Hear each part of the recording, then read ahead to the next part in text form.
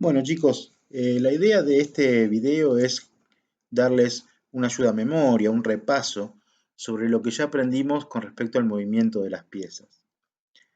¿Cuál es la idea de tener esto siempre a disposición? Bueno, que como esta es una actividad nueva y estamos aprendiendo y la estamos conociendo despacito, muchas veces surgen dudas de cómo se mueve una u otra pieza y cuáles son las características especiales que tiene cada una de ellas. ¿Sí? Vamos a estudiar que, bueno, no todas se mueven iguales, que no todas capturan las piezas rivales iguales, que no todas tienen opciones tan complejas como tiene, por ejemplo, el peón, eh, que no todas coronan, pero algunas sí, y en ese caso, cómo hay que hacerlo y demás. Vamos a hacer un análisis desde las piezas más sencillas a las más complejas. No vamos a estudiarlas de acuerdo a su valor. El valor lo vamos a ver en otro video, donde vamos a estudiar el por qué las piezas tienen un valor y cuál es el objetivo de ese valor, para qué nos sirve en el entendimiento del juego. Bueno, vamos a comenzar con los movimientos y la primera pieza que vamos a estudiar va a ser la torre. Pasamos a verla. Bueno, esta es la torre. Es la pieza más sencilla para mover. En realidad no nos va a traer muchos problemas porque es una pieza que no tiene ni movimientos extraños, no come distinto a como camina, no salta, ¿eh? Todas esas cosas raras que hacen el resto de las piezas, la torre no. Sin embargo, es una pieza muy útil y es muy importante. Tan importante que es lo que conforma junto a la dama lo que se llaman las piezas pesadas. ¿Por qué se le dice piezas pesadas? Bueno, porque eh, el rey y la torre alcanzan para hacerle jaque mate al rey rival. Lo que no pasa, por ejemplo, con el rey y el caballo, el rey y el alfil, o el rey y un peón. Eh, las piezas pesadas alcanzan sí para dar jaque mate. Es una pieza valiosa, muy valiosa. Tal es así que si uno la cambia por una pieza de menor valor, por ejemplo, si uno cambia una torre por un caballo, se dice que uno perdió calidad, ¿sí? Esa calidad, ese valor que tiene esta torre es muy importante, sobre todo en los finales de partida. Bueno, vamos a ver cómo se mueve. El movimiento de la torre es bastante sencillo, ¿sí? Se mueve por las columnas, ¿sí? Y también se mueve por las filas. ¿Cuántas casillas? Todas las que quiera. No tiene limitación. Además es una pieza que nos va a permitir hacer el enroque, que es una jugada especial que ya la vamos a estudiar. Tengan en cuenta siempre que la torre, a diferencia del alfil, a diferencia del caballo, ¿sí? Tiene la posibilidad de impedirle al rey que se mueva.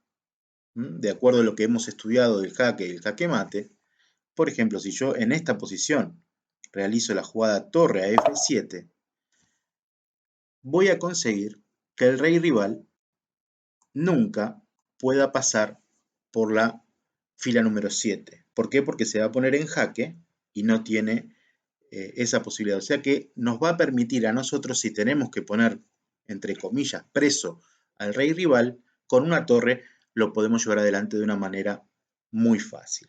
Eso lo vamos a estudiar más adelante cuando veamos los mates elementales. Bueno, esta es la torre. Cuidémosla, tratemos de usarla, es una pieza de ataque muy importante y también nos puede ayudar mucho en la defensa, sobre todo en la defensa de nuestro enroque.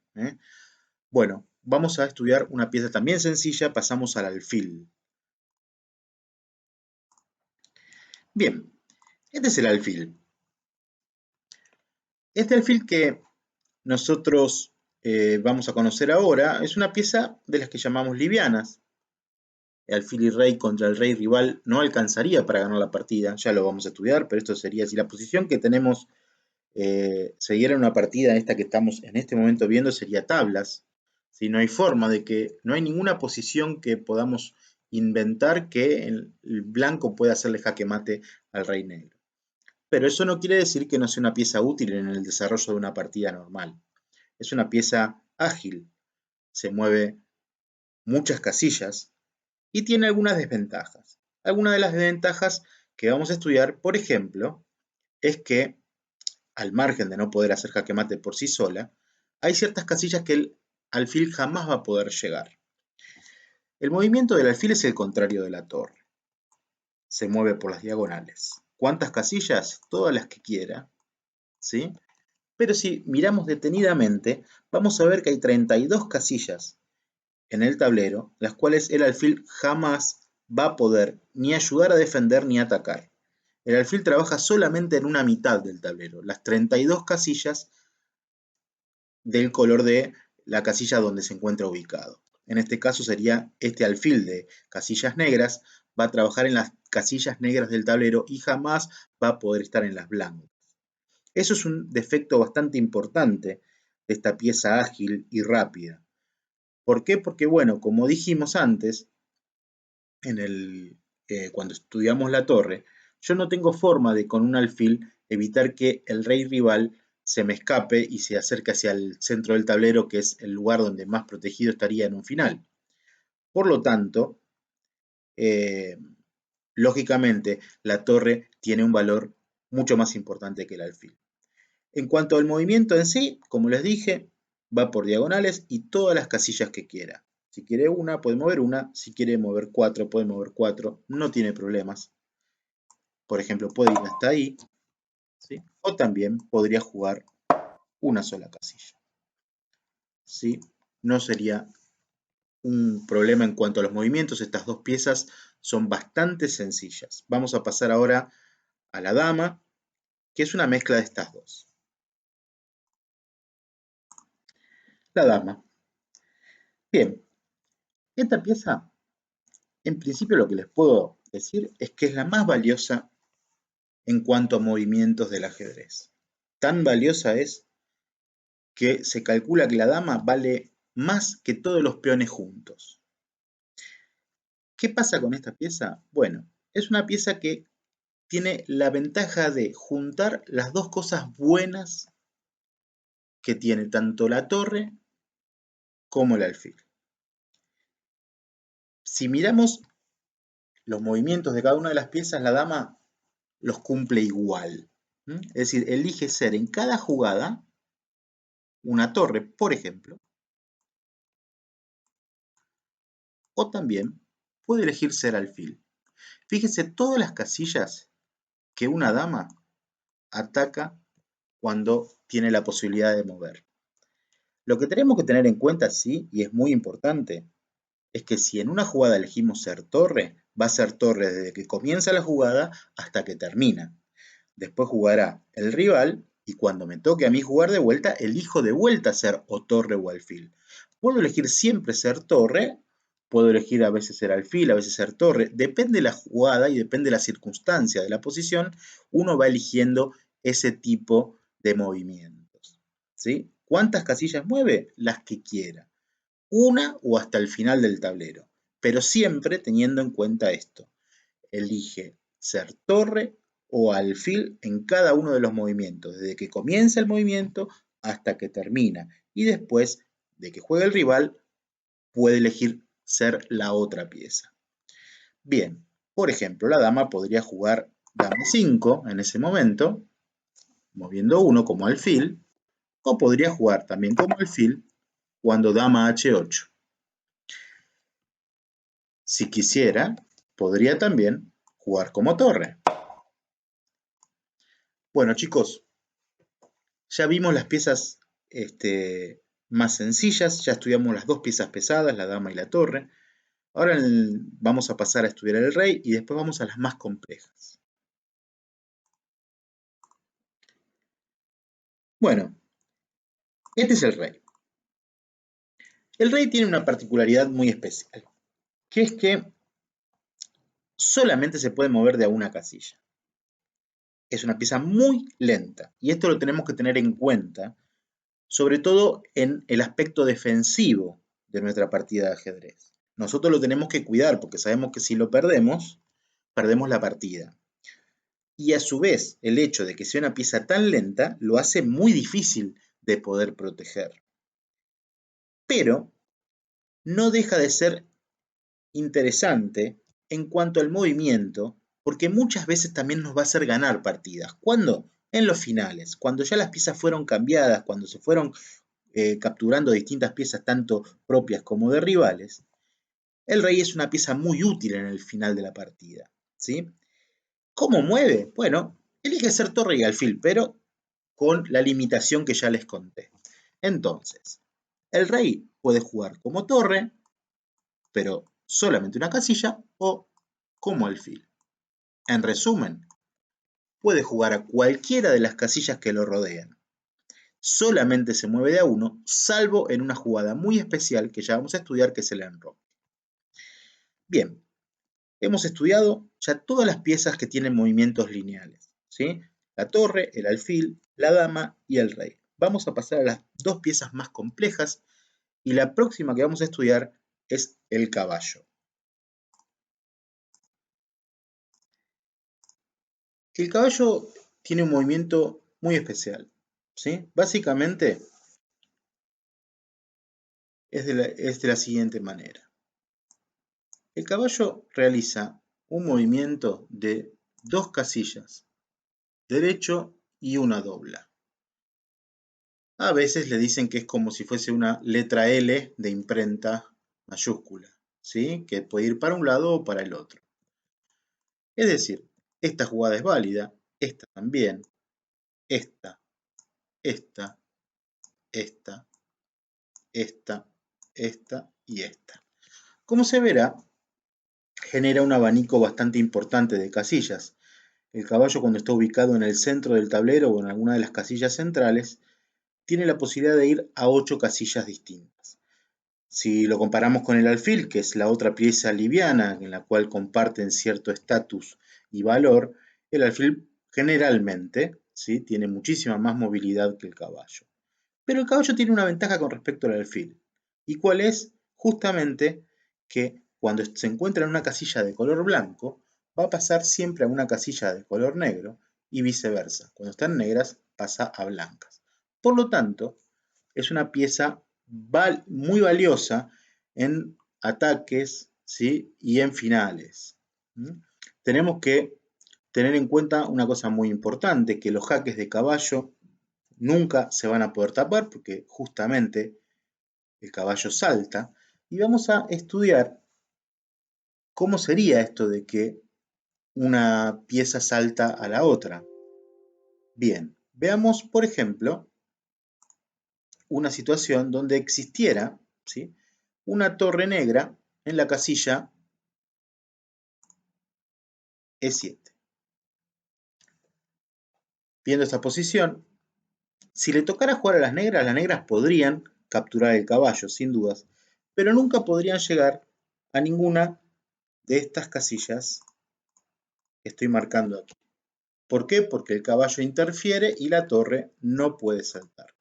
Sin embargo, el caballo, a pesar de tener la torre que está en la casilla de 7, no tiene ningún problema para llegar a cualquiera de las casillas donde la torre se encuentra cercana. Por ejemplo, puede jugar tranquilamente a la casilla F8 o también puede jugar a la casilla D8. Este es el famoso salto de caballo y es una pieza muy importante porque en las cuestiones tácticas genera mucha posibilidad de ataque doble, ¿sí? Es una pieza muy difícil de controlar cuando uno es aficionado al ajedrez, no tiene grado de maestro y si el rival sabe utilizar bien los caballos, generalmente se producen partidas muy interesantes. Vamos a pasar entonces, habiendo visto el caballo, por supuesto que el caballo captura en la casilla en que cae, ¿sí? No captura, como les acabo de mostrar, por el lugar donde salta, ¿sí? Solamente captura en la casilla donde cae. Bueno, para ir terminando este repaso general, vamos a pasar a la pieza más compleja de todas, que sin lugar a dudas es el peón. Para poder estudiar detenidamente la situación del peón, vamos a tomar este final, ¿sí? Un final de partida. Supongamos que tenemos esta situación donde quedó nuestro rey blanco en A1, el rey negro en A3 y nos quedan los peones de F2, G2 y H2. Bien, en primer lugar El peón tiene una particularidad que solamente tiene él en cuanto a la elección de los movimientos. Cada vez que se vaya a jugar el peón por primera vez en la partida, y solamente en esa circunstancia, es decir, cuando el peón se encuentre en cualquiera de las casillas de la segunda fila, el peón tiene la opción de elegir, de jugar una o dos casillas hacia adelante. Puede jugar una o puede jugar dos.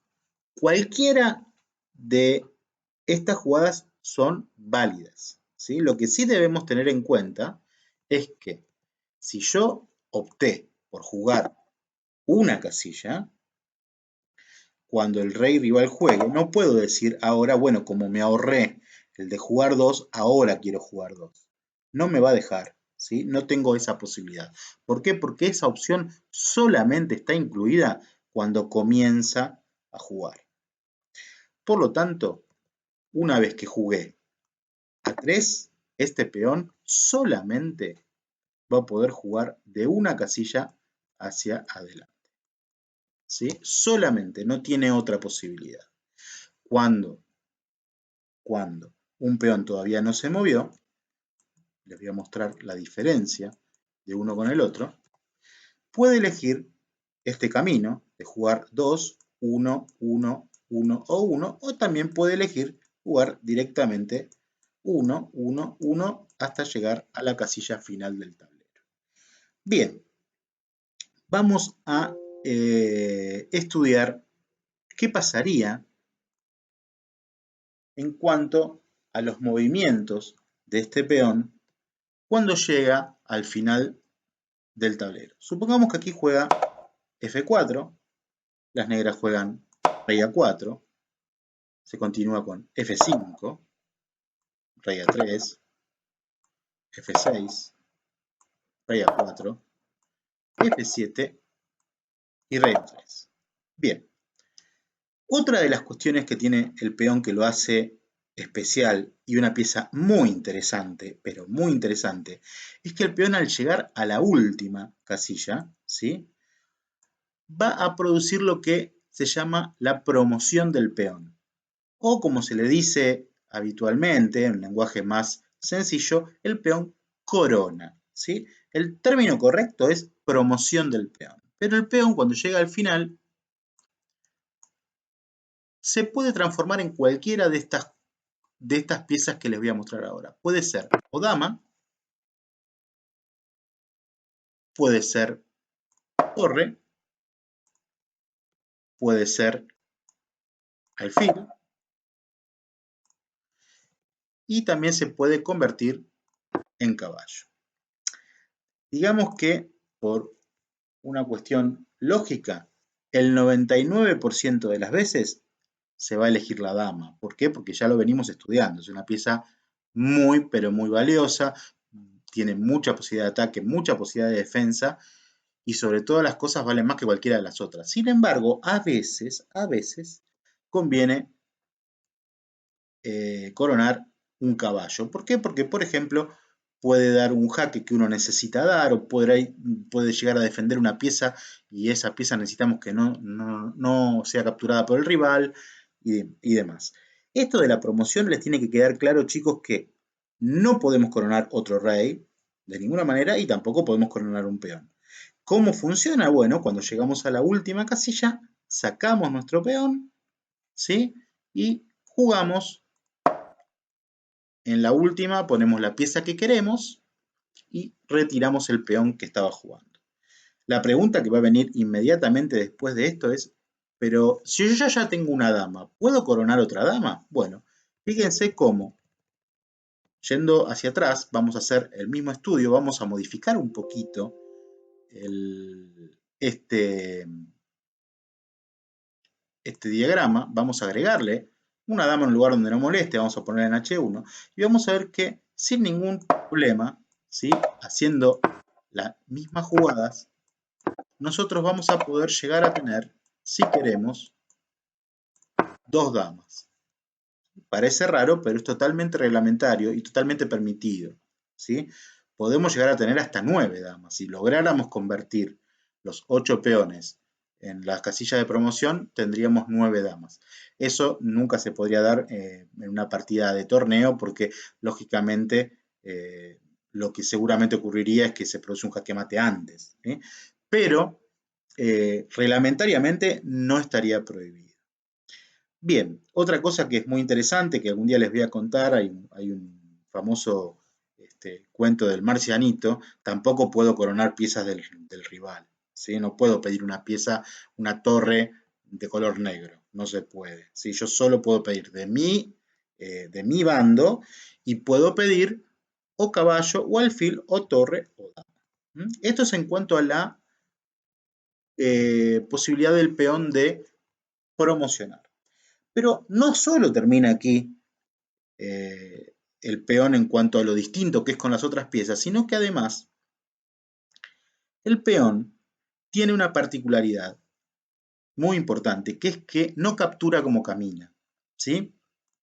Vamos a modificar nuevamente un poquito esta posición. Vamos a colocar dos torres de color negro, una en la casilla de 5 y otra en la casilla de F5, ¿sí? Y vamos a jugar la jugada F4. Las negras van a jugar, contestan con rey A4, por ejemplo. Y aquí nos vamos a dar cuenta que yo no tengo la posibilidad de comer como camino, pero sí voy a poder capturar en diagonal hacia adelante de a una casilla. Solamente de a una casilla, ¿sí? Tengan en cuenta que el peón, si no se movió, puede mover 2, ¿sí? Pero no puede capturar 2, ¿sí? Entonces, el peón, si está en segunda, va a capturar a F3 o H3, nada más, ¿sí? Bueno, particularmente en este momento le toca jugar a las blancas tienen permitido jugar F por E5, ¿sí? Y después seguirán su camino de manera como caminan hasta llegar a la última casilla y coronar la pieza que más gusta. Bueno, hemos estudiado los movimientos, la forma de capturar y sobre todo las particularidades de cada una de las piezas de ajedrez. Ya vamos a ver en otros videos que tenemos dos jugadas que son extraordinarias, tanto el enroque como la captura del peón al paso. Esa es la más difícil de comprender, por eso le vamos a dedicar tiempo y nos vamos a tomar el trabajo de hacer un video exclusivamente para la captura del peón al paso, que es una de las cosas más complejas que tiene el reglamento de ajedrez. Bueno, espero que les sirva esto para cuando tengan alguna duda y digan cómo movía tal pieza y qué pasaba y cómo capturaba y cómo podíamos coronar y demás. Tienen este video para mirarlo las veces que lo necesiten y espero que les haya gustado. Hasta luego.